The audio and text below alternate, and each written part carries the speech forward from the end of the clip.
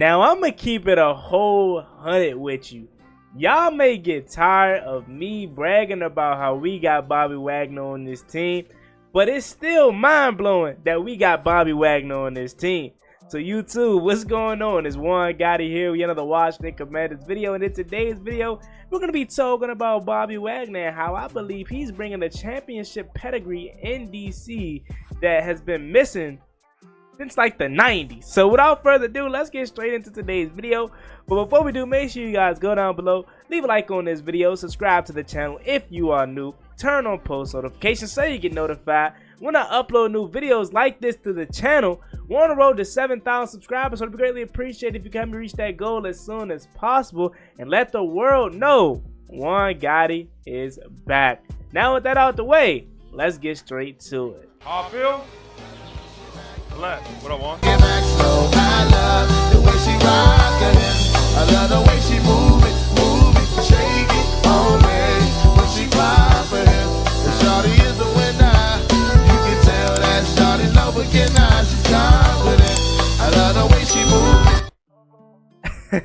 move it. Again, Bobby Wagner is a Washington Commander. Like, you would, the way I'm praising him, you would think he was my favorite player, but you gotta understand, Bobby Wagner is my childhood, right? I'm 20 years old, be 21 in a couple months, but y'all gotta think, that Seattle Seahawks Legion of Boom, you know, that whole era of football was technically my prime years of watching football as a kid. I know that sounds crazy for a lot of y'all, because, you know, a lot of the viewers are much older than me, so it may sound crazy that that was my prime as a kid, but yes, like, your Lawrence Taylor, your you know, Daryl Green, Doug Williams, all that might have been y'all, actually that might have been some of y'all teenagers years. I don't know, I probably gotta go way back to John Riggins or some of y'all Sonny Jurgensen. Like, y'all kid days, think of y'all kid days, y'all prime of football as kids, think of that.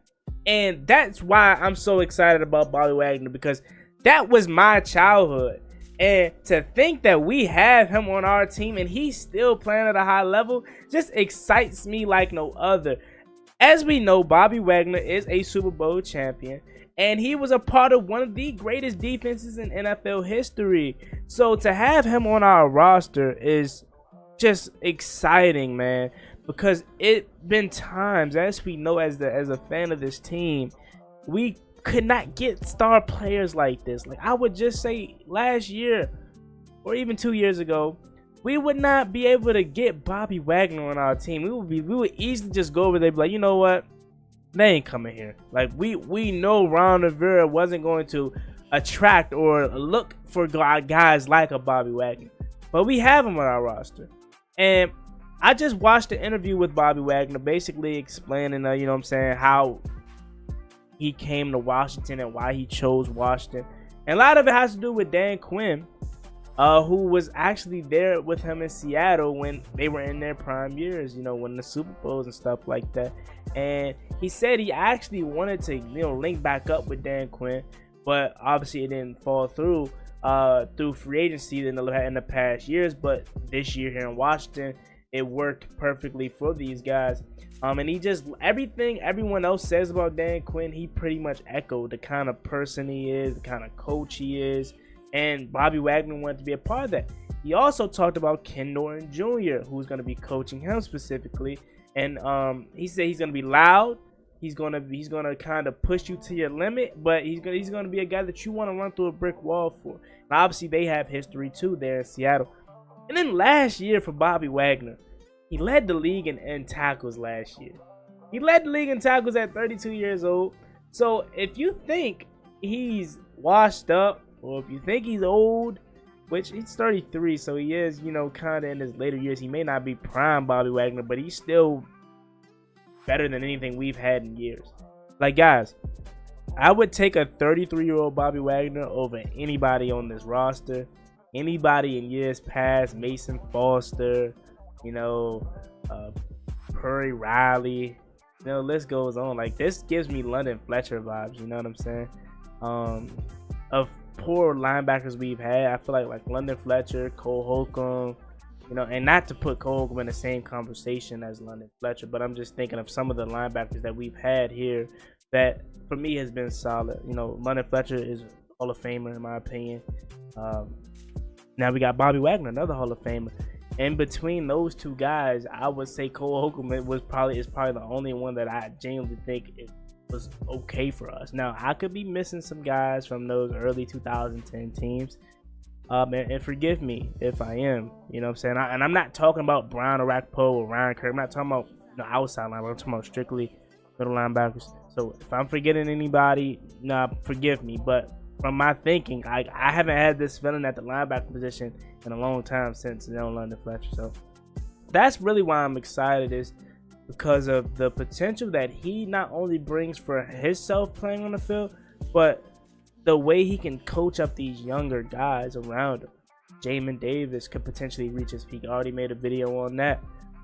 Jordan McGee is another guy that I'm excited about, and Frankie Louvu, who's already pretty good, but imagine how much better he can be with the tutelage of Bobby Wagner. And again, Bobby can go out there and still play himself. Bobby is going to be a starter on this team. Like, I know a lot of y'all know that already, but he's not going to just be like Thomas Davis, right? When we knew Thomas Davis was at the end of his career, he didn't really have nothing left to prove, nothing left to, give. But he wanted to run it back one more time with Chico, aka Ron Rivera. So they just did that. That isn't this. Like, Bobby still very well could play again. He's coming off of a year where he led the league in tackles. So I'm just excited, bro. Like, he's my favorite free agent pickup. I might mess around to get a jersey if B-Wags come out the gate cooking, and I'm talking about tackle after tackle, and I might gotta give me a jersey, bro. It goes down in history. I'm sorry, like, if I'm just all over the place, but again, I haven't had this feeling since, I'm trying to think. For me, I know, like, back in the day, yeah, we've already had stars like this, but back in the day before free agency, we had stars that we built, and other teams looked at our stars like how I'm looking at Bobby Wagner. But for my era and my childhood, stars were so hard to come about, and I'm talking about the late, the 2010s up to now. I'm not talking about like the early 2000s, like where we got Deion Sanders and Jason Taylor and all the stars that just came here for money and on their last breath. I'm talking about guys that actually still had something left in the tank and actually still wanted to win. I mean, Josh Norman was a star before he came here, and he was okay in the beginning of his contract, but he tailed off towards the end. I'm trying to think off the top of my head if I could remember would Clinton Portis kind of count? I don't know, but that's still a little bit too early for me. Obviously, I watched Clinton Portis, and I know who he is, and I've seen him play, but again, I was younger. My fandom really didn't take off from when I actually knew what I was talking about and watching football, probably not to 2011. So I'm trying to think, guys. I think Bobby Wagner may be like that, one of those guys that maybe Pierre Garcon or something. Deshaun Jackson. I forgot about D-Jax. The D-Jax, this is a D-Jax feeling for me. When we signed Deshaun Jackson, this is the same kind of feeling that I had. Same with Josh Norman too. So I'm just excited, man. Like, I'm sorry if I keep making a lot of Bobby Wagner videos, but the guy is still playing at a high level. He bringing that championship pedigree that we've been missing here in DC for a long time, again, since the 90s. And I think having guys like him on your roster is going to only elevate the people around him, because they see that he got to the top of the mountain before. He knows what it takes to get there. So enough of those guys in your locker room, and you have a team that's ready to compete. Bobby wants to come in here and win right away. Well, first it starts by, creating a dominant defense. That's what he said. And then he said everyone wants to hold up that trophy at the end of the year. So obviously that's the ultimate goal. But he wants to contribute to this defense however he can. And he mentioned how good Dan Quinn's defenses is.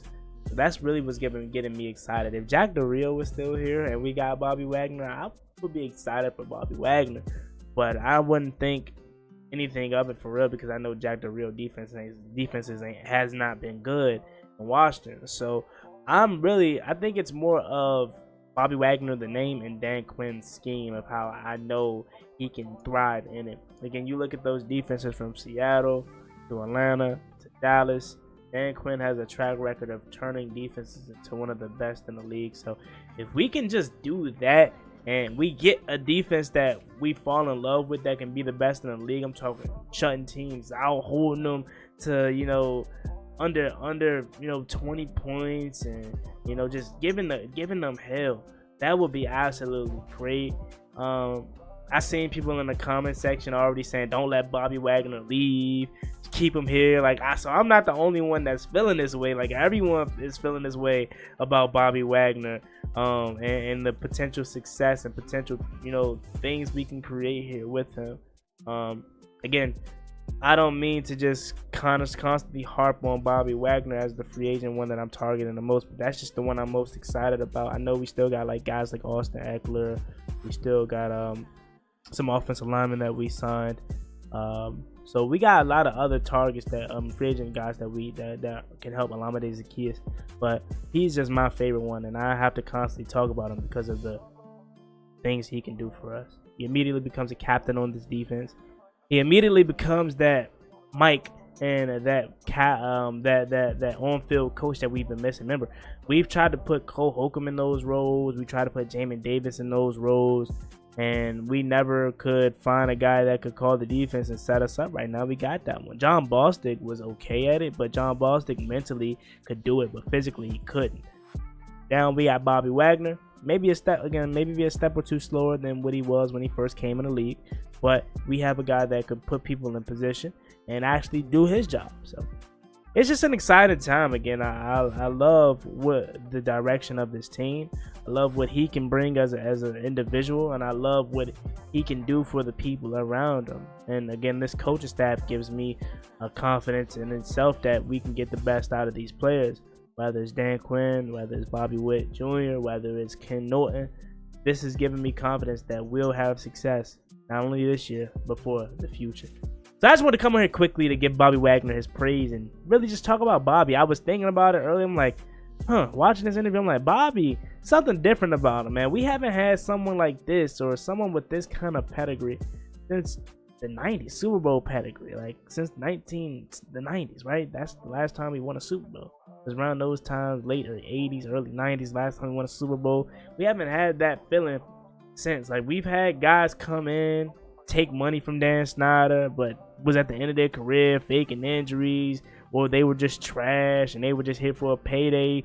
So, you know, their name itself was good and they have a good history, but they were already past their heyday. They already won their Super Bowls. They already been to the big game, but they get here to Washington and they're just trash.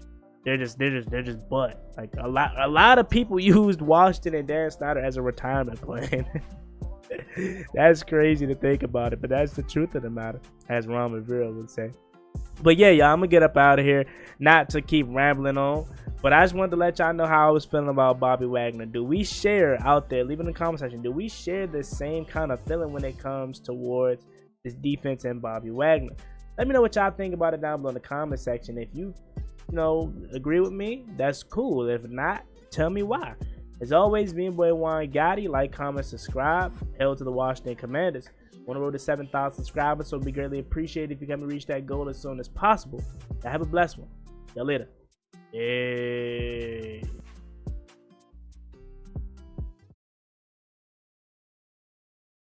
Never gave up one day. Ballin' like I'm Deshaun, throw the bomb, G. That's IG, my jersey never seen a laundry.